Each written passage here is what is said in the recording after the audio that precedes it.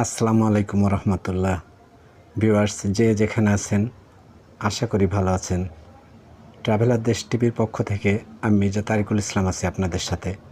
আর একটি জরুরি সংবাদ আপনাদের সামনে নিয়ে আসছি আমি এই মুহূর্তে। অধ্যাপক ডক্টর মোহাম্মদ ইউনূসের সাথে অর্থনীতি নিয়ে আলোচনায় বসছে যুক্তরাষ্ট্র।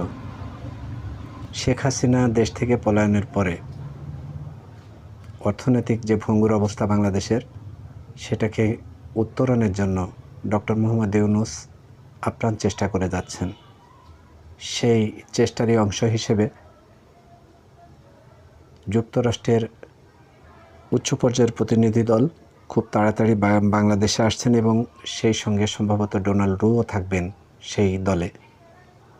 তারা অর্থনীতি নিয়ে আলোচনা করবেন বাংলাদেশের বর্তমান সরকারের সাথে। আমরা যে নিউজটা পেলাম সেই নিউজটার বিষয়ে এখন আপনাদের সাথে আমরা কথা বলবো। এই নিউজটা বণিক বার্তা ছাপিয়েছে। ভিউয়ার্স, আমরা চলেন এই নিউজের ভিতরে দেখি কি বলছে তারা। ভিউয়ার্স, অর্থনীতির বিষয়ে আগামী সপ্তাহে বাংলাদেশের অন্তর্বর্তীকালীন সরকারের সঙ্গে আলোচনায় বসতে যাচ্ছে যুক্তরাষ্ট্র। এই আলোচনায় থাকবেন প্রধান উপদেষ্টা অধ্যাপক মোহাম্মদ ইউনূস। আগামী শনি ও রবি এই দুই দিন অর্থাৎ 14 ও 15 সেপ্টেম্বর ঢাকায় এ বৈঠক হবে। মার্কিন কর্মকর্তাদের উদ্ধৃতি দিয়ে গতকাল যুক্তরাষ্ট্রভিত্তিক সংবাদ মাধ্যম ফাইন্যান্সিয়াল টাইমসে খবর জানিয়েছে, যুক্তরাষ্ট্রের অ্যাসিস্ট্যান্ট ট্রেজারি সেক্রেটারি ব্রেন নেইম্যানের বরাত দিয়ে ফাইন্যান্সিয়াল টাইমস লিখেছে, যুক্তরাষ্ট্র বিশ্বাস করে প্রয়োজনীয় সংস্কার ও কর্মসূচির মাধ্যমে বাংলাদেশ তার অর্থনৈতিক দুর্বলতা কাটিয়ে উঠবে এবং অব্যাহত প্রবৃদ্ধি ও সমৃদ্ধির জন্য একটি ভিত্তি তৈরি করতে পারবে। ডক্টর মোহাম্মদ ইউনূসের নেতৃত্বে অন্তর্বর্তীকালীন সরকার দায়িত্ব নেওয়ার পর যুক্তরাষ্ট্রের সঙ্গে এটাই হবে উচ্চ পর্যায়ে প্রথম বৈঠক যুক্তরাষ্ট্রের। এতে বাংলাদেশ সরকারের জ্যেষ্ঠ কর্মকর্তারা উপস্থিত থাকবেন, পাশাপাশি প্রধান উপদেষ্টাও অংশগ্রহণ করবেন। অন্যদিকে যুক্তরাষ্ট্রের প্রতিনিধি দলের ট্রেজারি ডিপার্টমেন্টের পাশাপাশি পররাষ্ট্র মন্ত্রণালয়, ইউএসএআইডি এবং বাণিজ্য প্রতিনিধিদের কার্যালয়ের কর্মকর্তারা উপস্থিত থাকবেন। ব্রেন নেইমার বলেন, গভীর সংস্কারের মধ্য দিয়ে দুর্নীতি কমিয়ে অর্থনৈতিক প্রবৃদ্ধি জোরদার করতে চায় বাংলাদেশ। এ অবস্থায় আইএমএফ ও অন্যান্য আন্তর্জাতিক আর্থিক প্রতিষ্ঠানের সঙ্গে বাংলাদেশের অব্যাহত সম্পৃক্ততার ক্ষেত্রে যুক্তরাষ্ট্রের সমর্থনের বিষয়টি বৈঠকে তুলে ধরা হবে। ফাইন্যান্সিয়াল টাইমসের খবরে বলা হয়, টানা কয়েক বছর ভালো প্রবৃদ্ধি ধরে রাখা বাংলাদেশ যখন আঞ্চলিক অর্থনীতিতে উদীয়মান হিসেবে বিবেচিত হচ্ছিল, তখনই কোভিড-19 মহামারী এবং রাশিয়া ইউক্রেন জ্বালানি ও খাদ্যপণ্যের মূল্যবৃদ্ধির কারণে দেশটি বেকায়দায় পড়ে। বৈশ্বিক ও বৈদেশিক মুদ্রা রিজার্ভ সংকট কাটাতে আইএমএফের কাছ থেকে $4.5 বিলিয়ন ঋণ নিতে হয় বাংলাদেশকে। খবরে বলা হয়, যুক্তরাষ্ট্রের সঙ্গে আলোচনায় রাজস্ব মুদ্রানীতির পাশাপাশি আর্থিক খাতের সংস্কার বিষয়েও ও অন্যান্য বিষয়ে স্থান পাবে। মার্কিন কর্মকর্তারা বেসরকারি খাতের প্রতিনিধিদের সঙ্গেও আলোচনায় বসবেন। খবরে বলা হয়, শেখ হাসিনা সরকারের পতনের পর আন্দোলনে ব্যাপক সহিংসতা ও শুরু হলে জুলাইয়ে মাঝামাঝি সময় থেকেই বাংলাদেশের অর্থনীতি অনেকটা স্থবির হয়ে পড়ে।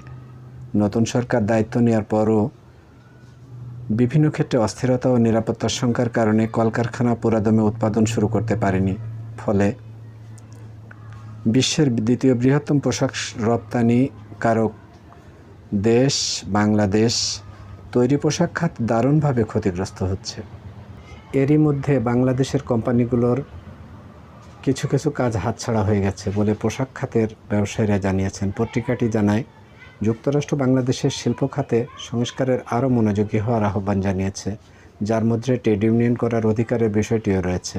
অন্যদিকে প্রধান উপদেষ্টা ইউনূসও আরও বেশি কাজ পাওয়ার জন্য শ্রম খাতের সংস্কারের উপর জোর দিয়েছেন। ফাইন্যান্সিয়াল টাইমস আরও লিখেছে, শেখ হাসিনার পতন বাংলাদেশের অনেকের মনে স্বস্তি এনে দিলেও শক্তিশালী প্রতিবেশী এবং আওয়ামী লীগের দীর্ঘদিনের মিত্র ভারতের নরেন্দ্র মোদী সরকারকে অস্বস্তিতে ফেলে দিয়েছে। বাংলাদেশ থেকে পালিয়ে এখন ভারতেই অবস্থান করছে শেখ হাসিনা। দিল্লির অস্বস্তির কারণ হলো বাংলাদেশের মার্কিন প্রভাব বাড়তে থাকলে তা আঞ্চলিক রাজনীতিতে ভারতের আধিপত্য ও স্বার্থের অনুকূলে যাবে না। যুক্তরাষ্ট্রের পররাষ্ট্র দপ্তর অবশ্য গত সোমবারও দাবি করেছে, বাংলাদেশের সরকার বিরোধী বিক্ষোভে তাদের কোনো হাত নেই। ভিউয়ার্স, এতক্ষণ আমরা শুনছিলাম আমেরিকার প্রতিনিধি দলের আগাম বাংলাদেশ সফরে যেসব বিষয় নিয়ে আলোচনা হবে সংবাদ মাধ্যমে প্রচার করেছে, সে বিষয়টির উপর আমরা দেখছিলাম। তবে এই বিষয়টিতে যে বিষয়গুলো লক্ষণীয় সেটা হচ্ছে বাংলাদেশের আভ্যন্তরীণ বিষয়ে ভারতের হস্তক্ষেপ ছিল, এটা আমেরিকান পত্রিকা তথ্যসূত্রে সেটাই প্রমাণিত হয়। এবং ভারত যে ব্যাপারে বাংলাদেশের বর্তমান পরিস্থিতিতে বা বর্তমান সরকারের এই প্রেক্ষাপটে হাসিনার ইন্ডিয়াতে পলায়ন করে থাকার বিষয় নিয়ে ভারত অস্বস্তিতে নেই, এইটাই প্রমাণিত হয়। ভিউয়ার্স, আমরা আঞ্চলিক শক্তি, মহাশক্তি আমরা বুঝি না। আমরা বাংলাদেশের মানুষ, আমরা নিজেদের অবস্থান, নিজেদের গণতান্ত্রিক অধিকার, স্বাধীনতাকে আমরা অক্ষুণ্ণ রাখতে চাই। আমাদের পাশে সবাই বন্ধু হিসেবে থাকবে, এটা আমরা কামনা করি। কোনো শাসক হিসেবে নয়, অথবা আঙ্গুলি নির্দেশদাতা হিসেবে নয়, বা আঙ্গুলের নির্দেশে ইশারা করে রাষ্ট্র চালনা নয়। আমরা আমাদের শক্তিতেই আমাদের দেশকে স্বাধীন সার্বভৌম বাংলাদেশ হিসেবে দেখতে চাই। ভালো থাকবেন সবাই, যে যেখানে আছেন। আমাদের এই দেশটি সুন্দর একটি দেশ বিনির্মাণে আমাদের ঐকান্তিক প্রচেষ্টা। আপনারা আমাদের সাথে থাকবেন, যে যেখানে থাকবেন। ভালো থাকবেন।